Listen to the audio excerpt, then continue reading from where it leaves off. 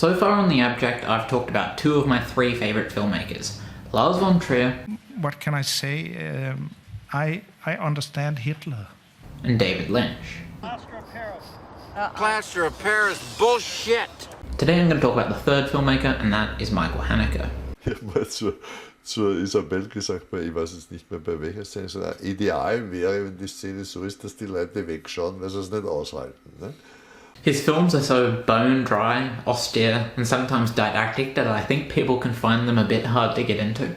His choice of subject matter probably doesn't help with such fun topics as mass suicide, mass shootings, adults beating children, adults killing children, and children killing children.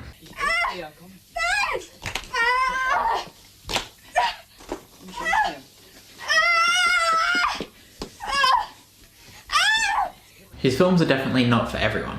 I, however, happen to think he is one of the most gifted and precise filmmakers working today.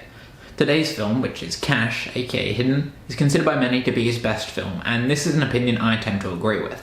I'd like to say before I start that I thought it was pronounced Caché or maybe Cache, but apparently it's a French word and it's pronounced Cache, so don't be going off about it in the comments, you fuckers. Super. Salut Pierrot. Non.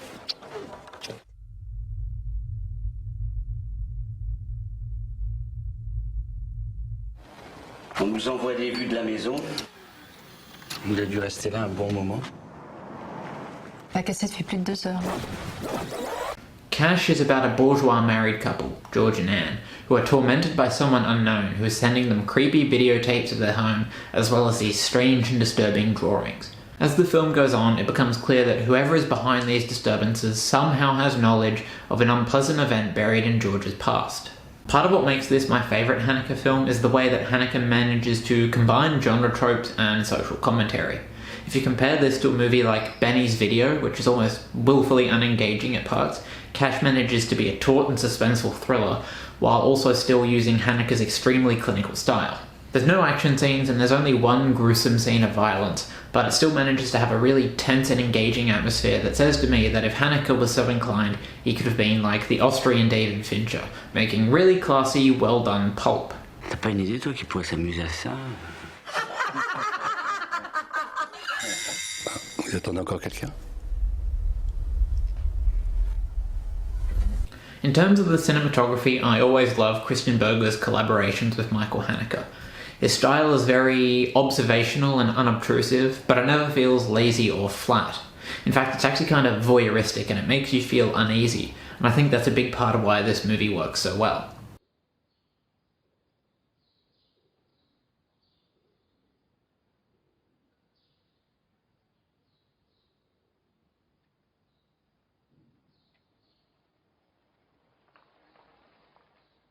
Both the lead performances are excellent, but especially Juliette Binoche. I actually wish she was in more than just the two Haneke films. I'd love to see her acting alongside Isabelle Huppert. She brings something to her character that helps elevate it. It could just be a wife of troubled man role, but she really makes it something interesting. The thing that actually stood out to me most on the second viewing of the film was the way her character changes over the course of the runtime. You can just see her trust in her husband slowly sapping away from her, to the point that after he witnesses an extremely violent she offers him basically no comfort whatsoever. It's not the most ostentatiously bleak or extreme Haneke film, that would be Funny Games, but it still deals with some pretty heavy stuff. He does his usual skewering of the bourgeois family, but I also think he cuts deeper than that. To me, Cache is a film about the way we lie to ourselves and the way we lie to each other. It's almost like the film equivalent of that trust nobody, not even yourself meme. Both George and Anne are duplicitous. They lie to each other, they hide things from each other, they hide things from their son hides things from them. Haneke seems to be suggesting that even the closest of human bonds are built on a foundation of lies. Woo-hoo. That's not even getting into the stuff about racism, the way Western culture is often unwilling to confront its ugly colonialist past, and of course everyone's favourite topic, the 21st century surveillance state. Fun times. It's been 3 years since Haneke made his last film, Happy End, which I should add does not have a happy end. And although he's supposedly working on a TV show, I haven't been able to find any real updates on that, so I don't know what's happening. This is unfortunate because I think, at the risk of sounding like a fucking clickbait article, Michael Haneke is the filmmaker we need right now. The proliferation of mass media ruining our minds, socially conditioned apathy to the needs of others, a fear and distrust of people unlike ourselves, it's all there. Michael, you curmudgeon, get out of your fucking Austrian summer home or whatever it is you're doing and go make 2020 the movie. If you don't do that, fucking Hubie Halloween is gonna win Best Picture. I saw a graph going around the internet and its average shot length for feature films from 1997 to 2016. Michael Haneke has an average shot length of fucking 27 seconds.